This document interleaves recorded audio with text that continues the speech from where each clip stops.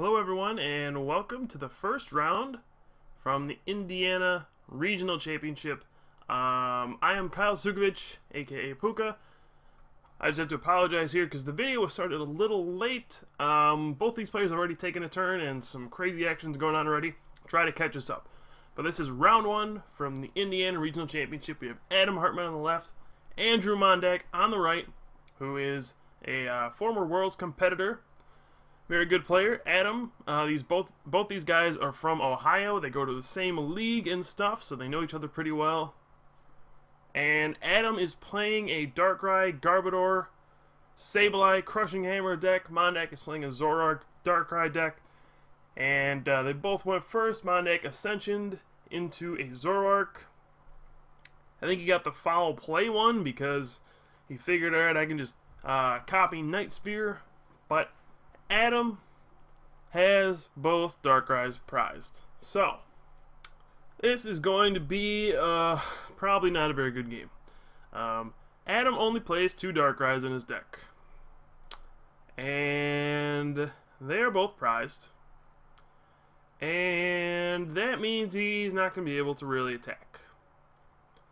So either we're just going to see Mondak destroy Adam, or it's going to be a super long, drawn-out game where, you know, he just sits there using Crushing Hammer, until Mondak runs out of energy and maybe decks out or something like that.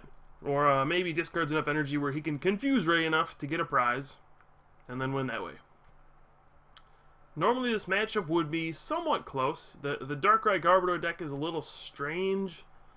You know, it's really slow and clunky and stuff, but when it comes down to it, the Garbotoxin ability from Garbodor, you know, it's got a tool attached, it shuts off all the bodies, which means it shuts off Darkrai's Dark Cloak, which gives all your stuff free retreat. So then Darkrai gets a 2 retreat cost, Zoroark gets a 2 retreat cost, stuff just gets stuck in the active spot, and then you just play Crushing Hammer to discard all the energy off of stuff, and then you just come in with Darkrai and sweep their board because they don't have any energy left.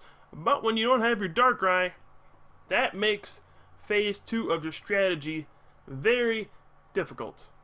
So Adam, I mean, you got to feel for him. This is round 1 of the tournament, and already this is happening. You know, this is like the worst thing that can happen. I mean, you might say, oh, this is why you play 3 Darkrai's, which is fairly true. It's surprising that he would only play 2. But maybe he's got Super Out and stuff to fall back on. But you have to realize that prizing both of a card is still super unlikely, and very unfortunate for Adam. Now, for Mondak, you got to be careful not to be, you know, overconfident in this situation. Stuff can still go wrong. Just Crushing Hammer plus Garbodor and Sableye already makes things very difficult. And, you know, you can get caught in the spot where you just kind of get locked and you don't have any way out. Mondak does have a catcher, so he's going to catcher up Big Bad Garbodor. Adam does have a Rescue Scarf on it, so he'll be able to get that back into his hand. But this will allow Mondak to get a knockout here. And ooh, he goes double Dark Patch. Wow. He's going to put 1 energy on each Darkrai and then end Adam. So this is a little bit of what I'm talking about with Mondak. You know, that wasn't that bad, but you can definitely find yourself just kind of overextending.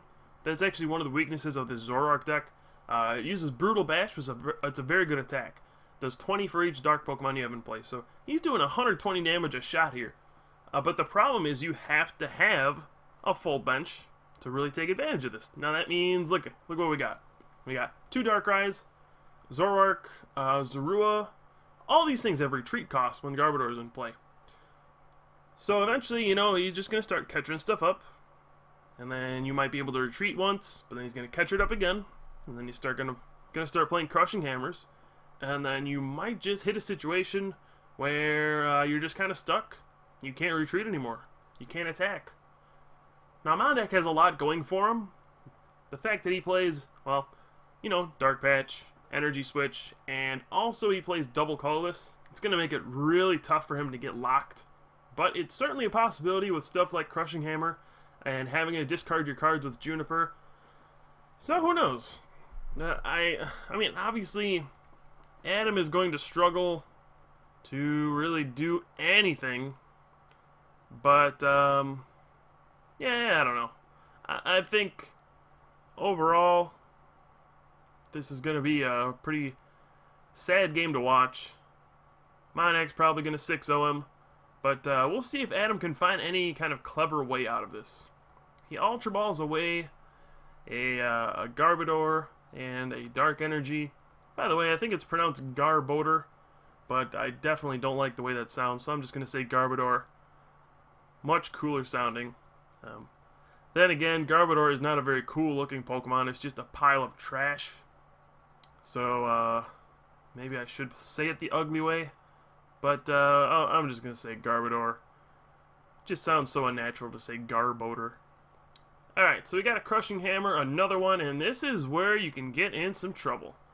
2 energy hit the discard pile for Mondak, and all of a sudden his active has no energy. He cannot retreat it. Well, he actually could, because there's no Garbodor in play. But if there were a Garbodor in play, he wouldn't be able to retreat if he attached a Dark. And you can see Mondak kind of go, I hate Crushing Hammer. Maybe that might be a little bit of nerves because it's first round. You know, got all this energy pent up. You're a little nervous going into the first game. But you never want to see 2 Crushing Hammers discard both energy off your active. It's probably up there with one of the most frustrating things in the game. Right next to being N down to 1 card and drawing and passing as you lose. But now we're going to see Adam use a Junk Hunt for, looks like, a Crushing Hammer and a Rescue Scarf. I think I would have just grabbed 2 hammers there if I were Adam, just because I'm assuming he plays a lot of tools.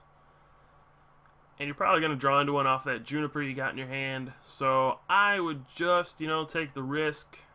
You really just have to take risks at this point if you're Adam and go, oh, alright, I'm going to take 2 Crushing Hammers. I'm going to try to discard all of your energy and win that way. But what he's doing there is just kind of going middle of the road, saying, alright, I want to make sure I get my Garbodor out. I want to get a Crushing Hammer too.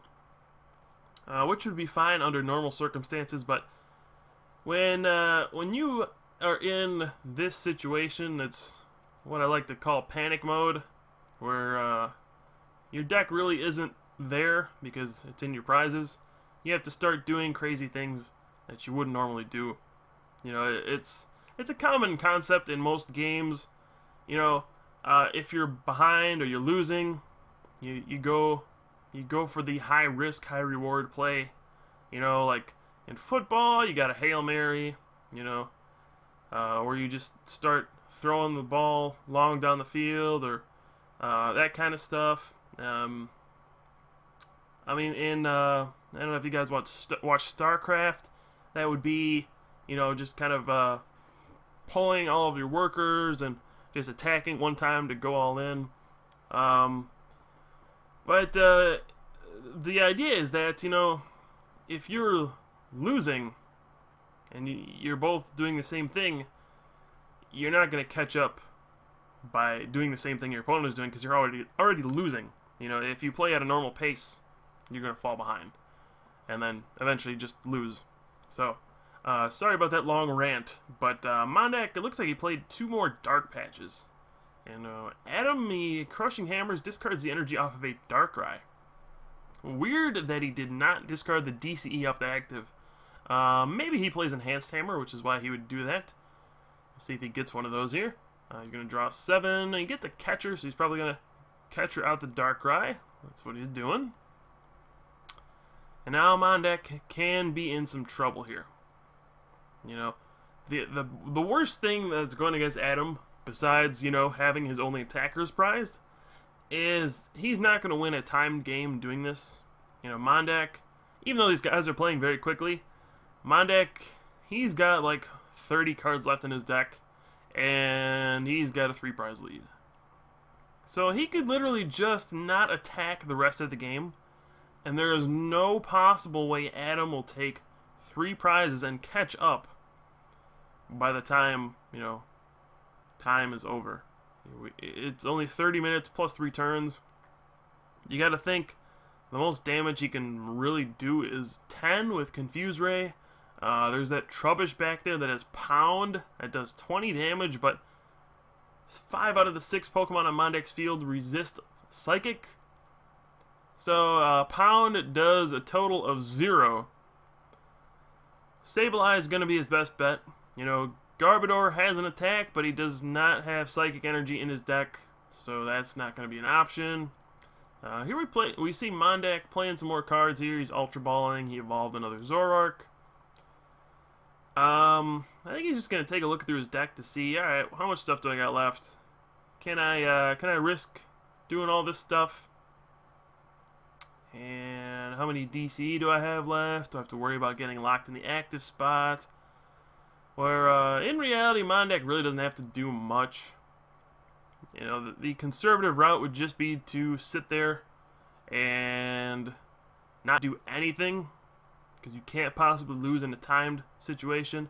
I'm glad that he's playing this out for the camera at the very least, but if you're playing just to give yourself the best shot of winning, then you would definitely not do all this stuff. But Mondak here, he's got 2 energy on his Darkrai. He's going to consider retreating, I think. And then just taking a Night Spear knockout. He could do that.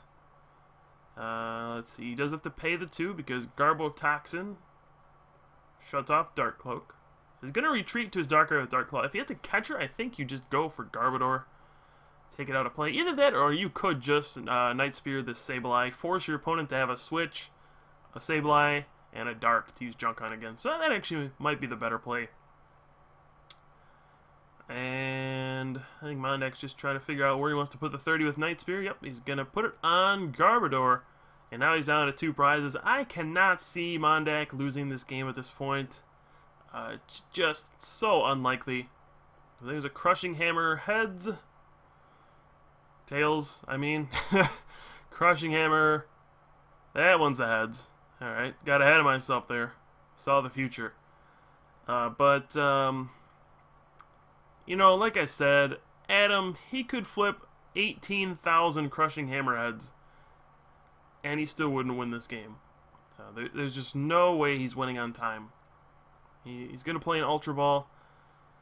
You got to feel for the guy. You know, you might think, oh my goodness, why won't this guy just scoop already? But, you know, it's a first round. You got nothing to lose here. I mean, you're not even at the point where you're like so tired that you want to go take a nap, or you're hungry, so you just scoop the game to go get lunch.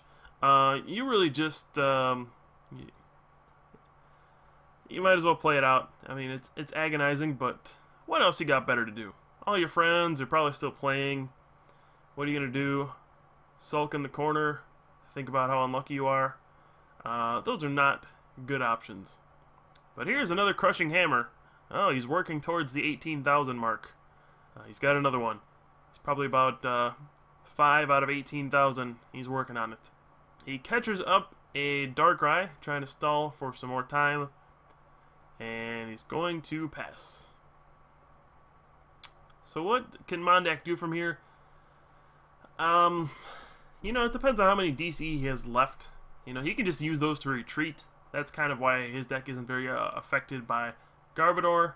You can just play a double colorless to pay the 2 retreat cost and retreat your Darkrai. He's going to attach a 3rd energy to the bench Darkrai. He does have the DCE in hand, so next turn he should be able to Night Spear and then pretty much just win. So he's going to Ultra Ball again. I don't like that he's just discarding so many cards from his deck. This would be the only way that Adam could actually win the game. You know, but I guess he's not using Sableye, so he's going to run out of Crushing Hammers, catchers, and all that stuff. So, really, Mondak can't do much wrong. Adam, we'll see what he does. He's got a handful of tools. I don't even think he has a Sableye left. So this is just about the situation where you think, alright, I literally cannot win the game. I have no Sableye, no Darkrai.